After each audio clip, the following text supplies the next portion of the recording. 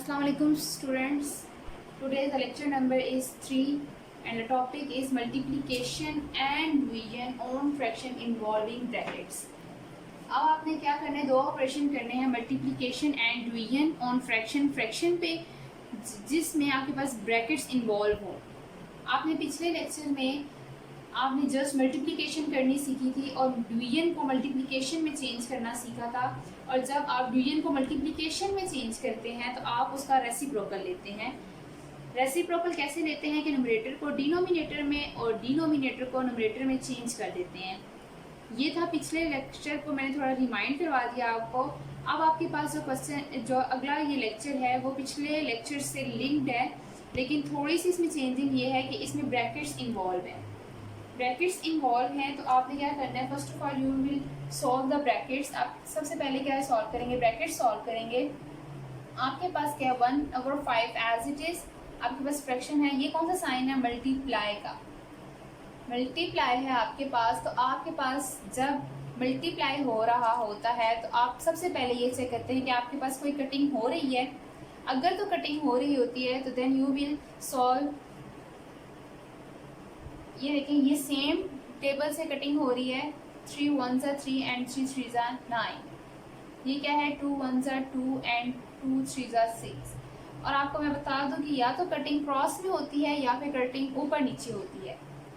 2 1s are 2 2 3s are 6।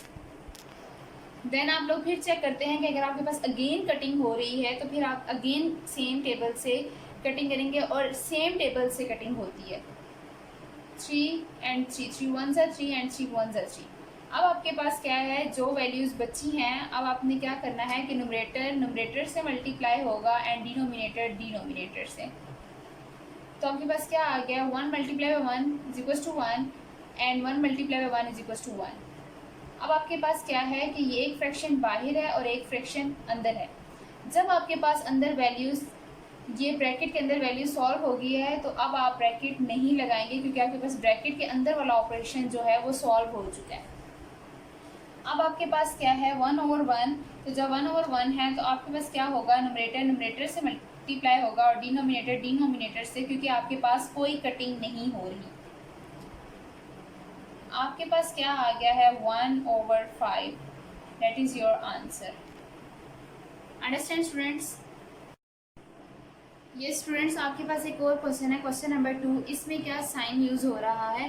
पहले आपके पास यहाँ पर एक फ्रैक्शन मौजूद थी जो कि आपके पास मल्टीप्लाई हो रही थी, लेकिन अब आपके पास क्या है, आपके पास ब्रैकेट्स पहले आ गई हैं और अब आपके पास फ्रैक्शन बाद में आ गया विद मल्टीप्लाई। आपको ये मैटर नहीं करता कि आपके पास कहाँ पे कौन सी फ्रैक्शन पहले लिखी हुई ब्रैकेट या बाद में हुई है। You will solve the bracket first. लेकिन अगर आप लोग ब्रैकेट सॉल्व नहीं फर्स्ट करते तो आपके पास ये वैल्यू इसके साथ भी मल्टीप्लाई हो रही है, इसके साथ भी मल्टीप्लाई हो रही है। लेकिन आप लोगों ने सबसे पहले ब्रैकेट सॉल्व करनी है। तो ब्रैकेट में कौन सा साइन यूज़ हो रहा है, डिवीजन का। और डिवीजन के साइन को जब हम लोग क्या कर देते हैं, फर्स्ट जो होती है फ्रैक्शन वो एज इट इज़ होती है। और क्या होता है, डिवीजन को जब हम लोग मल्टीप्लिकेशन में चेंज करते हैं तो उसके नेक्स्ट वाली वेरी नेक्स्ट जो होती है आपके पास फ्रैक्शन, वो उसको क्या करते होते हैं, उसको हम इंटरचेंज कर देते हैं या फिर इसको रेसिप्रोकल ले लेते हैं। रेसिप्रोकल का क्या मतलब होता है कि आपके पास डिनोमिनेटर न्यूमरेटर में चेंज हो जाएगा और न्यूमरेटर किस में चेंज हो जाएगा, डिनोमिनेटर में। कैसे कि मैं अब ये देखें चेंजिंग होगी आपके पास। अब आपने क्या देखना है कि आपके पास ब्रैकेट के अंदर कटिंग हो रही है। Yes, here 2 1s are 2 and 2 3s are 6, 4 1s are 4, 4 2s are 8। Again check करें कि आपके पास कटिंग हो रही है। अगर तो नहीं हो रही तो फिर आपके पास क्या होगा, न्यूमरेटर से मल्टीप्लाई होगा एंड डिनोमिनेटर से। तो आपके पास क्या होगा, 3 multiply by 1 is equals to 3 and 2 multiply by 1 is equals to 2 multiply by 3 by 5। अब आपने ये चेक करना है कि आपके पास कटिंग हो रही है इधर। अगर तो नहीं हो रही तो अगेन वही चीज़ कि आपने इनको मल्टीप्लाई करना है। तो आपके पास आंसर क्या आ जाएगा, 3 multiply by 3 is equals to 9 and 2 multiply by 5 is equals to 10।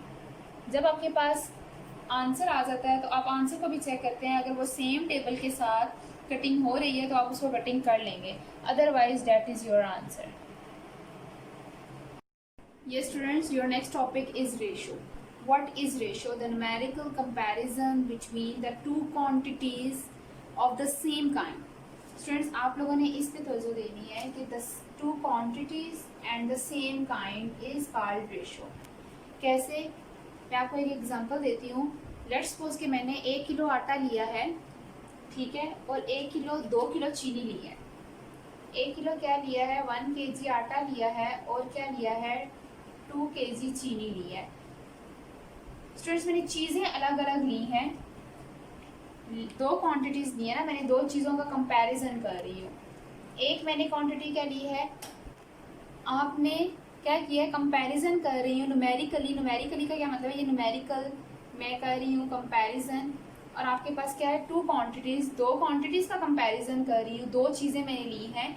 But same kind का क्या मतलब है कि अगर मैंने एक चीज़ जो है आटा लिया है, 1 किलो मैंने क्या लिया है, आटा लिया है, और 2 किलो क्या लिया है, चीनी ली है। मैंने 2 क्वांटिटीज़ का कंपैरिजन कर रही हूँ, लेकिन सेम काइंड का क्या मतलब है कि मैंने एक चीज़ भी किलोग्राम में ली है, दूसरी चीज़ भी मैंने किलोग्राम में ली है।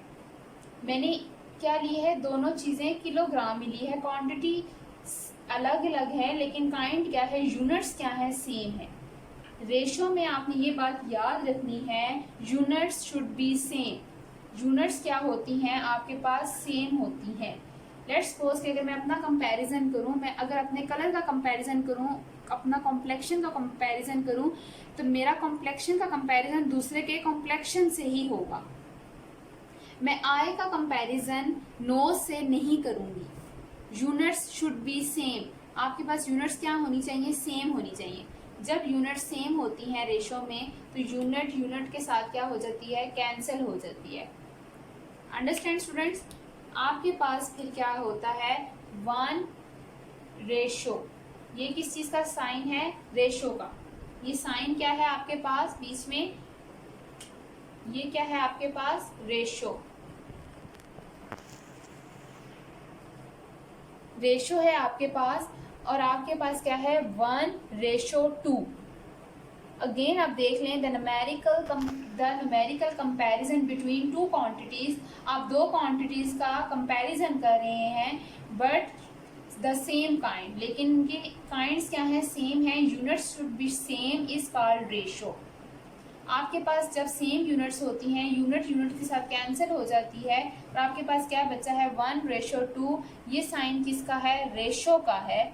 तो आपके पास क्या आ गया है, ये स्टूडेंट्स आपके पास जब 1:2 है, तो ये साइन किसका है, रेशो का है। और रेशो में जो चीज़ फर्स्ट वैल्यू होती है उसको क्या कहते हैं, एंटीसीडेंट, और जो दूसरी वैल्यू होती है उसको कहते हैं कॉन्स्टिट्यूएंट। Understand students? और रेशो को किस फॉर्म में लिख सकते हैं, 1:2 को 1/2। आप लोग 1:2 को 1/2 ऐसे लिख सकते हैं। आई होप कि आपको समझ आ गया होगा। Yes 5 class, here is your HA। आपके पास सिर्फ़ और सिर्फ 5 सवाल हैं। आपने ये क्वेश्चन सॉल्व करने हैं, इनकी प्रैक्टिस करनी है। सबसे पहले आपने वीडियोस को डिटेल से देखना है और इसको रफ़ कॉपी पे प्रैक्टिस करनी है। ओके स्टूडेंट्स, फ़ी अमानिल्लाह।